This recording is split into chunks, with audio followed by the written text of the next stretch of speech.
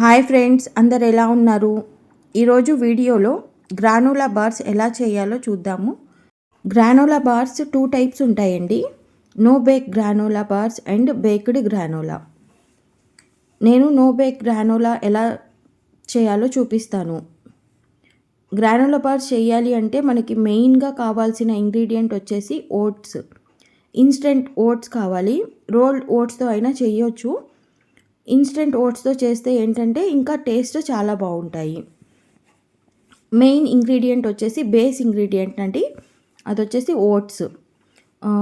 మురుమురా ఉంటాయి కదా, మరమరాలు అంటారు, దాంతో అయినా చేయొచ్చు గ్రానులా బార్స్. ఫస్ట్ మెయిన్ ఇంగ్రీడియంట్ వచ్చేసి ఓట్స్.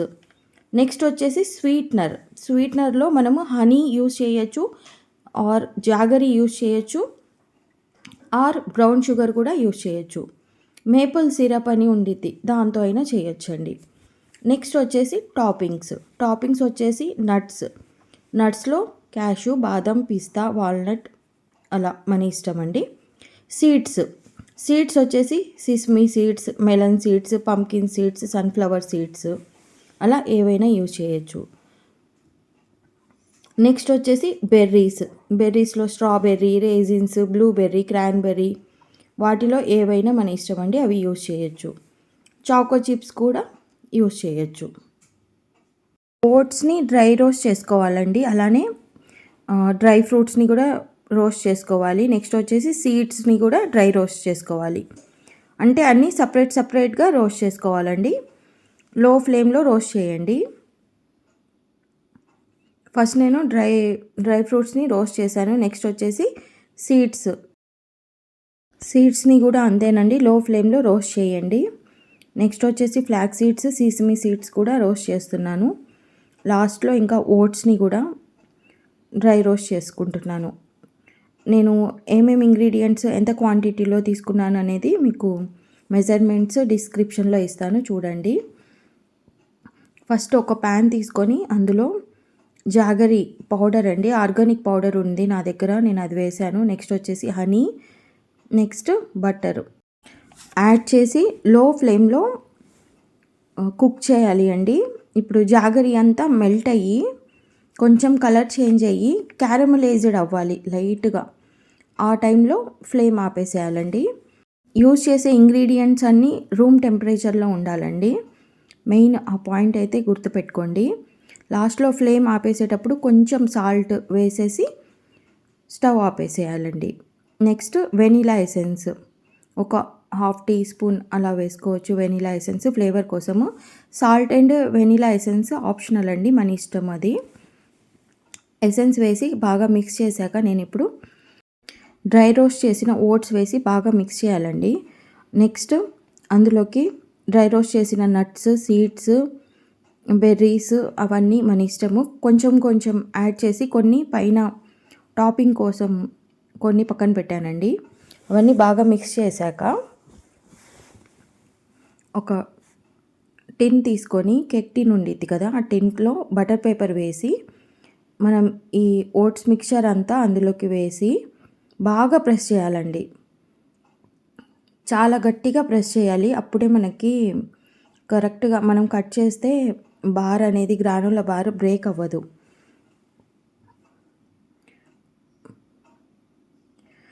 కానీ గ్రానోలా బార్ ఒక్కసారి చేస్తే రాదండి, చాలాసార్లు ప్రాక్టీస్ చేయాలి. ఒక 2-3 టైమ్స్ అయినా ప్రాక్టీస్ చేయండి. నేను ఇప్పుడు చెప్పిన ఇంగ్రీడియంట్స్ క్వాంటిటీ మీరు ఫస్ట్ టైం చేసేటప్పుడు అంత క్వాంటిటీలో అయితే చేయకండి. అందులో హాఫ్ అలా తీసుకొని చేయండి. ఎందుకంటే చాలాసార్లు క్రంబుల్ అయ్యే ఛాన్స్ ఉంటుంది గ్రానులా వచ్చేసి. అందుకని ఫస్ట్ మీరు కొంచెం క్వాంటిటీ తీసుకొని ట్రై చేయండి. నేను చూసారా చాలాసేపు వరకు బాగా ప్రెస్ చేశాను. ప్రెస్ చేశాక ఇప్పుడు మళ్ళీ దానిపైన కొన్ని డ్రై రోస్ట్ చేసిన నట్స్, సీడ్స్, బెర్రీస్ అన్నీ వేసి మళ్ళీ ఒకసారి ప్రెస్ చేయాలి బాగా. అలా చేశాక ఒక 2 అవర్స్ వరకు ఫ్రిడ్జ్లో పెట్టాలండి.